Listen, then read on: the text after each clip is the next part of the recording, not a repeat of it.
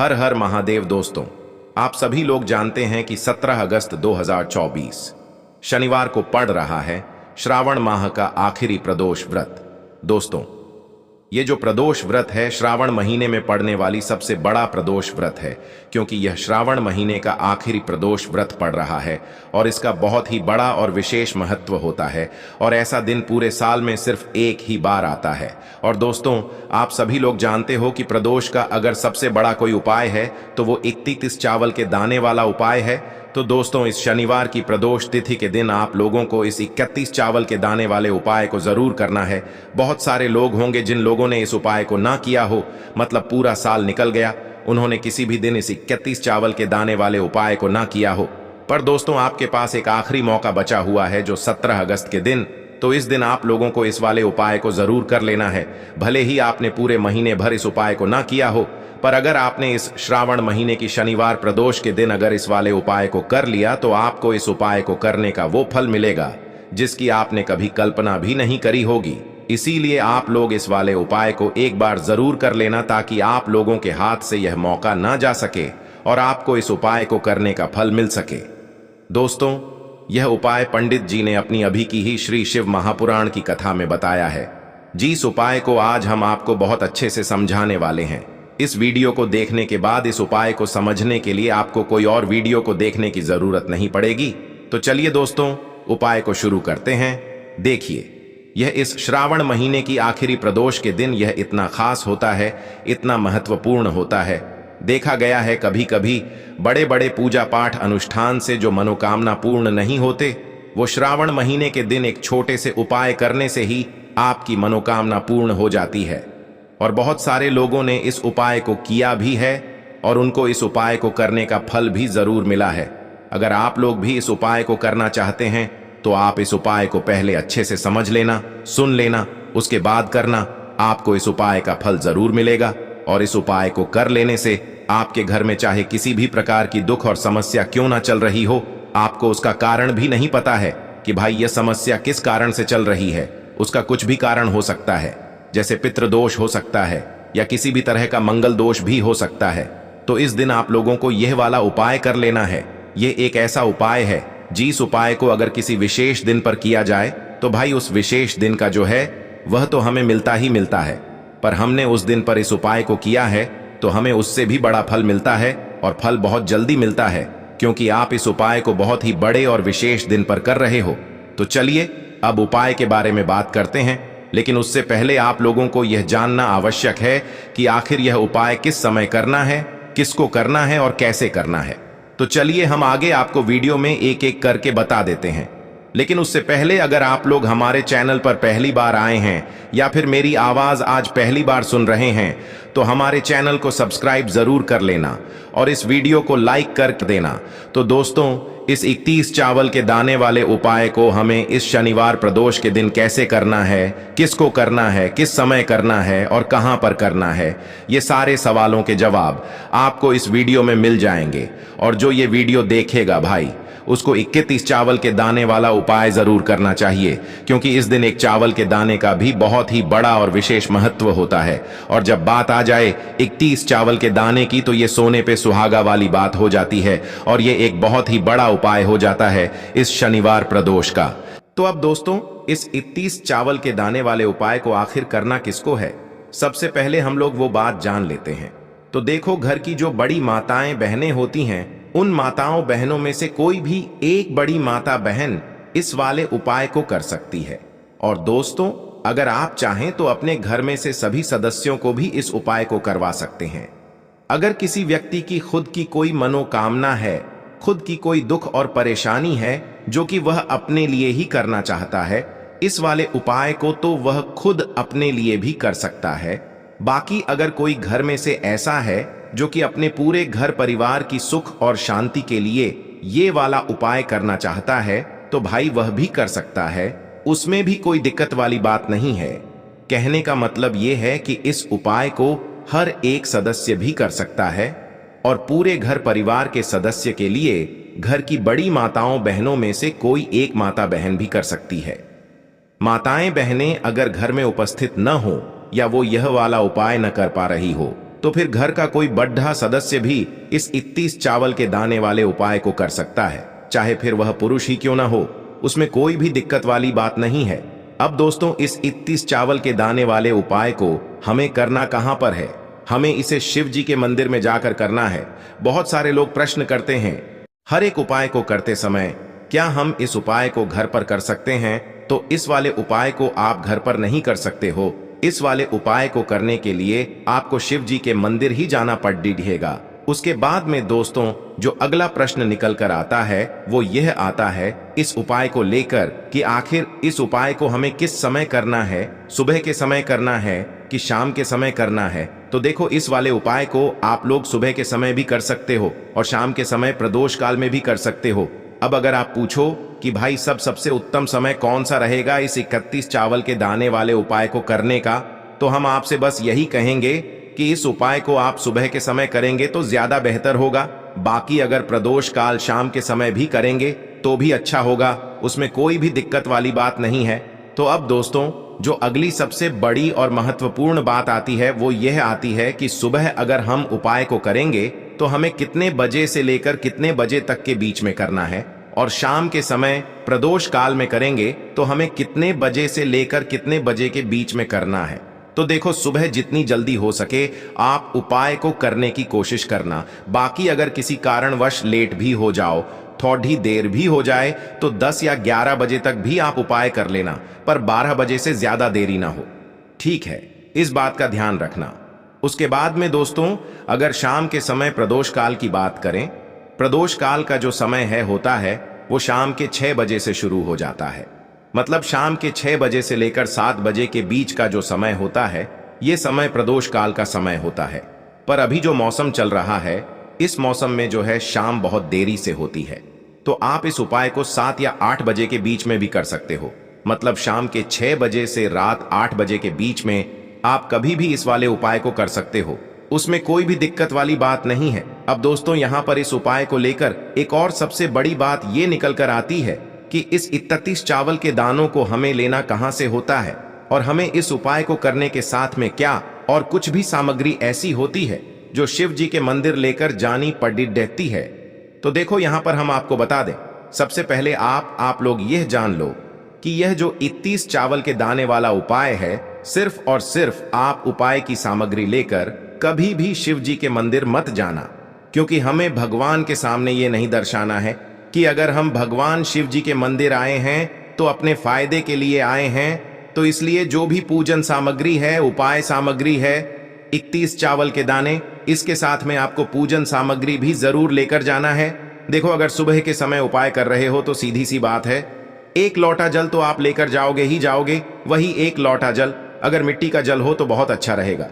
मिट्टी का जल कैसे बनाया जाता है, इसके लिए हमने पहले से बहुत सारी वीडियोस बना दी है। आपके पास इस दिन एक आखिरी मौका रहेगा मिट्टी का जल शिव जी पर चढ़ाने का, और उपाय को करने का बहुत बड़ा आपको इस दिन फल मिलेगा। तो इसीलिए इस दिन हो सके तो भाई मिट्टी का जल चढ़ाना तो अपने साथ में कम से कम 1 लोटा जल तो आपको लेकर जाना ही जाना है। अगर मिट्टी का जल नहीं है तो घर का जल भी आप इस्तेमाल कर सकते हो। इसके अलावा जो भी पूजन सामग्री है, देखो 31 चावल के दाने ये अलग आपके रहेंगे, और जो आपकी पूजन सामग्री रहेगी वो अलग रहेगी। पूजन सामग्री में आप जो भी चीज लेकर जाना चाहे वो लेकर जा सकते हैं। एक बेलपत्र भी लेकर जा सकते हैं, उसमें कोई भी दिक्कत वाली बात नहीं है। वहीं अगर हम बात करें शाम के समय की, तो शाम के समय शिव जी पर जल नहीं चढ़ता है। इसीलिए शाम के समय आप लोग एक दीपक तैयार कर लें, जो कि गोलबत्ती का, आटे का, शुद्ध देसी गाय का घी का होगा, है ना। इस बात का आप लोगों को ध्यान रखना है, और इस दीपक को आपको घर से जलाकर नहीं लेकर जाना है, भगवान शिव जी के मंदिर में जाकर ही जलाना है। इस बात का भी आप लोगों को ध्यान रखना है। अब दोस्तों, यहां पर हमें इस बात को समझना है कि यह 31 चावल के दाने हमें लेना कहां से है। क्या हमें दुकान से लेकर आना है, या हमें अपने घर से लेना है, या कहां से लेकर आना है, और कौन से चावल लेना है, क्योंकि चावल भी बहुत प्रकार के होते हैं। तो देखो, इन सभी सवालों के जवाब आप लोग एक बात में सुन लो कि भाई ये जो उपाय है, इस उपाय में आपको ये नहीं देखना है कि भाई कौन से चावल है, कौन से चावल नहीं है। बस जो भी चावल ले रहे हो वो चावल का दाना सबूत होना चाहिए। मतलब साबुत होना चाहिए, टूटा हुआ नहीं होना चाहिए, कटा पिटा नहीं होना चाहिए। ये बात आपको ध्यान रखना है। बाकी आपका चावल बासमती हो या सादा चावल हो या कोई सा भी चावल हो, उसमें कोई भी दिक्कत वाली बात नहीं है। तो सीधी सी बात है कि आपके घर के रसोई घर में जहां पर आप भोजन बनाते हो, वहां पर जो भी चावल आपके उपस्थित हो, उन चावलों में से अपनी एक कटोरी भर लेना या एक मुट्ठी चावल अलग से निकाल कर रख लेना, क्योंकि हम 31 चावल ही यहां पर इस उपाय में लेने वाले हैं। तो हमें यह चावल के दाने गिनकर निकालने पर डिढेंगे। इस बात का आप लोगों को ध्यान रखना है। तो अपने उस चावल की कटोरी में से या चावल में से 31 ऐसे चावल के दाने आप लोग निकाल लो जो कि टूटे हुए ना हो, कटे पिटे ना हो, जिनमें कोई दाग ना लगा हुआ हो, है ना। अच्छे साबुत चावल के दाने 31 दाने आप लोग निकाल कर रख लो और इन्हें किसी भी एक कागज की पूड़िया में या किसी एक छोटी सी कटोरी में आप लोग रख लो, ताकि यह सुरक्षित रहे, आपके एक भी चावल का दाना इधर उधर ना हो और आपका उपाय भी पूरा अच्छे से हो जाए। तो भाई जैसे ही आपका उपाय की जो सामग्री है, 31 चावल के दाने ये तैयार हो जाते हैं, उसके बाद मैं आपको जो भी अपनी पूजन सामग्री है सुबह के समय कर रहे हो, तो एक लोटा जल और एक बेलपत्र या पूजन सामग्री जो लेकर जाना चाहो उसकी भी तैयारी कर लेना। और शाम के समय जा रहे हो तो भाई अपना जो दीपक है उसे तैयार कर लेना, ठीक है। और उपाय को करते समय शुद्धता का विशेष रूप से ध्यान रखना, ठीक है। सुबह सुबह स्नान करने के बाद ही उपाय को करने की आप लोग तैयारी करना। उसके बाद अगर शाम के समय की बात करें तो शाम के समय आपको स्नान करने की जरूरत नहीं है, पर शुद्धता का ध्यान रखना है। आपको स्नान तो नहीं करेंगे, आप हाथ मुंह धोकर भी इस वाले उपाय को शाम के समय प्रदोष काल में कर सकते हैं, इसमें कोई दिक्कत वाली बात नहीं है। तो आप अपने उपाय की पूरी सामग्री तैयार करके आपके पास ही में जो आपका शिव मंदिर हो वहां पर पहुंच जाइए। सबसे पहले शिव मंदिर में जाकर आप लोगों को उपाय नहीं करना है, पहले भगवान के दर्शन करना है, भगवान से आशीर्वाद प्राप्त करना है, फिर शिव जी की शिवलिंग के पास में आना है। शिवलिंग के पास में आने के बाद आप जो पूजन सामग्री लेकर आए हुए हैं, जैसे कि सुबह गए हुए होंगे तो एक लोटा जल और जो भी पूजन सामग्री लेकर आए हैं आप उनसे भगवान शिव जी की पूजन कीजिए। सबसे पहले तो एक लोटा जल ही चढ़ेगा, फिर आपको एक बेल पत्र श्री शिवाय नमस्तुभ्यम का जाप करते हुए शिवलिंग पर चढ़ा देना है। उसके बाद में आपकी पूजन सामग्री चढ़ेगी। उसके बाद में अगर दोस्तों शाम के समय अगर आप इस उपाय को कर रहे हो तो अपने साथ में कम से कम एक जो दीपक है गोल बाती का जो आप अपने साथ में लेकर गए हो, उस दीपक को मंदिर में जाकर अपनी माचिस से जलाना है और उस दीपक को शिवलिंग के पास में रखना है, ठीक है। इस दीपक को रखने के बाद ही आप लोगों को अपना ये वाला उपाय शुरू करना है और दीपक को ज्यादा पास में मत रखना, वैसे भी गर्मी पड़ रही है, भगवान शिव जी को आंच नहीं लगनी चाहिए, है ना। तो भाई जैसे ही आपकी पूजा अर्चना हो जाती है, आप भगवान शिव जी को प्रसन्न कर लेते हैं, उसके बाद में शिवलिंग के पास ही में आप कहीं पर बैठ जाइए। सामने या आसपास जिस जगह पर आपको बैठना हो वहां पर बैठ जाइए और अपने वह 31 चावल के दाने अपने सामने निकाल कर रख लीजिए, क्योंकि अब यहां पर उपाय को यहां पर करने की आपको तैयारी करना है। और इस तरीके से जब आप उपाय करेंगे, पूजन सामग्री करने के बाद, पूजन अर्चना करने के बाद, तो आपको उपाय का फल बहुत जल्दी और बहुत बढ़ा होकर मिलेगा। तो अपने 31 चावल के दाने अपने सामने निकाल कर रख लेना और यह जो उपाय है यह आपकी सीधे हाथ की हथेली से होगा, इसलिए इस बात का भी विशेष रूप से ध्यान रखना है। तो सीधे हाथ की हथेली का प्रयोग करके ही आप लोग अपना इस वाले उपाय को करना। अपने सामने जो भी आपकी कागज की पुड्डिया है उसको खोल कर रख लो, या कटोरी है तो भाई उसे अपने सामने रख लो और अपने वह 31 चावल के दाने निकाल लो, ठीक है। उसके बाद में दोस्तों अब आपको क्या करना है कि शिवलिंग आपके सामने होगी, तो आपने वह 31 चावल के दाने एक एक करके जहां पर आपने बेलपत्र चढ़ाया है, आपको शिव जी के शिवलिंग के ऊपर चढ़ाना है। कहां पर चढ़ाना है? शिवलिंग के ऊपर चढ़ाना है और कहीं पर भी नहीं चढ़ाना है।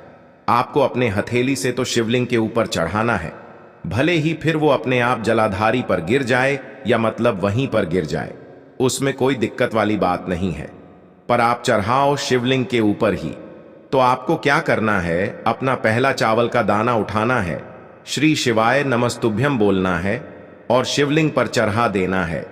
इसी तरीके से दूसरा चावल का दाना उठा है, शिवलिंग पर चढ़ाना है और मंत्र बोल देना है। और फिर तीसरा चावल का दाना उठाना है, श्री शिवाय नमस्तुभ्यम बोलना है और चढ़ा देना है। इसी प्रकार से आपको पूरे 31 चावल के दाने एक एक करके शिव जी के शिवलिंग के ऊपर चढ़ाना है और भगवान से प्रार्थना करते जाना है। मतलब प्रार्थना तो आपको आखिरी में करना है, पर हर एक चावल के दाने को चढ़ाते समय श्री शिवाय नमस्तुभ्यम जरूर बोलना है। उसके बाद ही में यह चावल का दाना शिवलिंग के ऊपर आपको चढ़ाना है।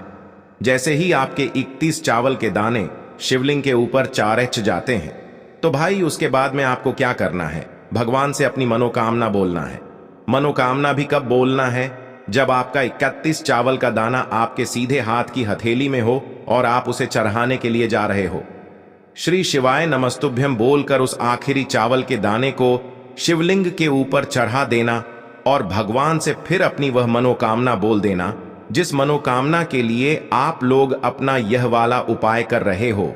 जिस भी दुख और परेशानी के लिए आप लोग अपना यह वाला उपाय कर रहे हो, उसके बाद में जैसे ही आप अपनी मनोकामना बोल देते हो, आपका यह वाला उपाय पूरा हो जाता है। पर दोस्तों, उपाय को करने के बाद आप लोगों को 2 मिनट भगवान शिव जी के मंत्र का जाप जरूर करना है और मंत्र का जाप करने के बाद भगवान से एक और बार प्रार्थना करना है अपनी मनोकामना के लिए या अपनी जो भी दुख और परेशानी है उसके लिए। इसके बाद में आप लोग भगवान को देखकर भगवान से प्रार्थना करके उनसे आशीर्वाद लेकर वहां से उठ सकते हैं और अपने घर पर जा सकते हैं। बस दोस्तों, यहां पर यह वाला उपाय पूरा हो जाता है।